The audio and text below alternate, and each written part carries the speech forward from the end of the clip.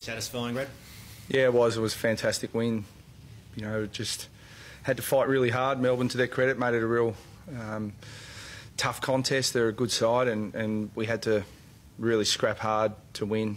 We had some adversity there at different stages of the game, and we needed guys to step up, and that's what you build really strong clubs on. So that's what we're trying to build, and today was a step forward in the right direction. You're very the column in the Mercury today about all the talk midweek of the tanking and things like that. Does a victory like that just put any no doubt at all, and this is what you're trying to achieve?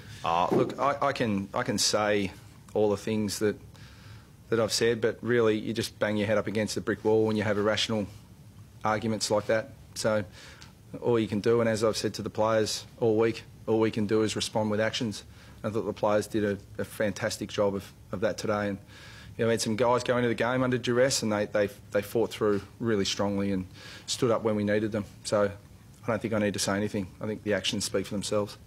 Did you any concerns at three-quarter time that you may not have had a big enough lead given they were coming home with the win?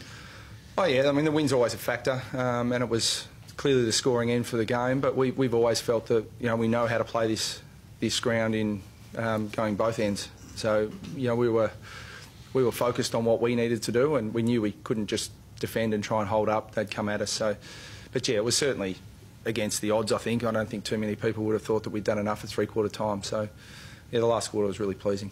So what was the mood like in the group at three-quarter time? Was there inner confidence among the playing group? Oh yeah.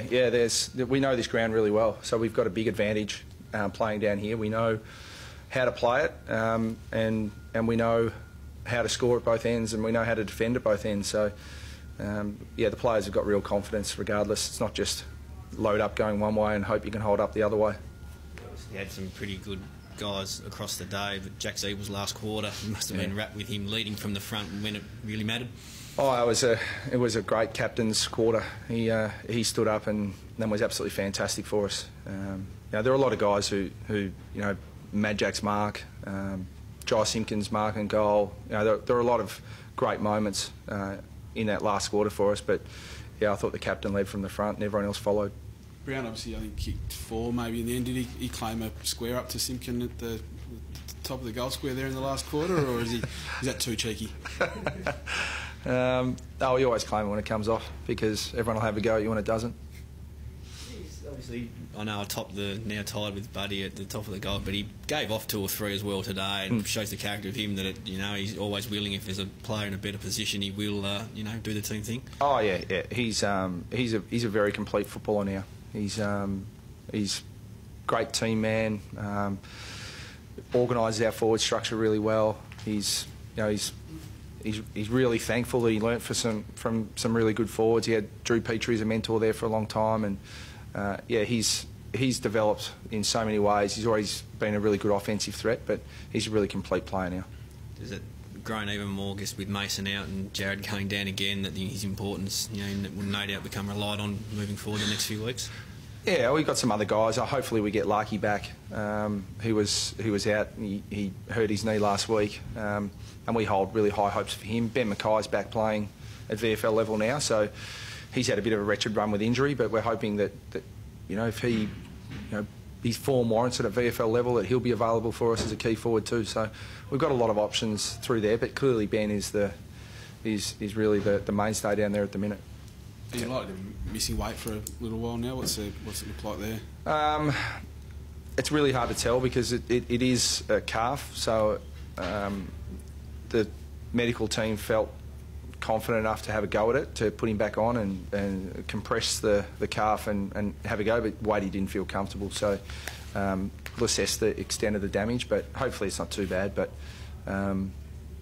clearly he's an important player for us, so we'd love him back. You mentioned some players coming in under a little bit of duress today. Was that a niggle that was there at all for Wade? Tarrant went right to the line again to try and get up and play. We just had a couple of guys wake up sick this morning that were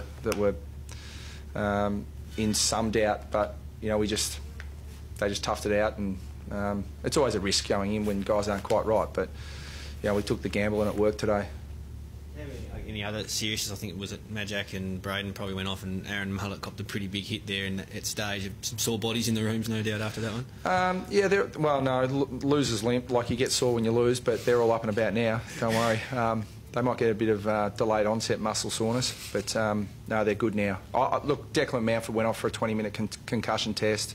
You know, Bruce needed to have his back treated. Then we lost weight, so we were at stages there. We were in the second half. We had only one on the bench, and we had to just find a way to hang on, and hanging on wasn't enough. We had to go forward and score. So that it was pleasing regardless, but given the circumstances, it was extremely pleasing. Okay. Is the goal now to try and shape? Obviously can't make the top 8, but take pride in that you can play a big part in coming up against some of the sides in the next future and where they might end up?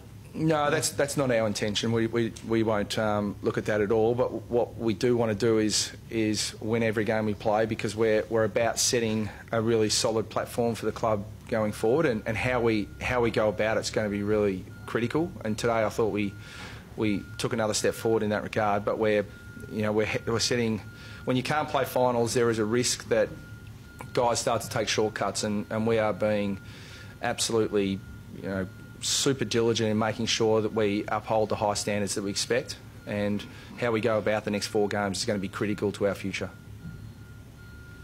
Thanks. Cheers.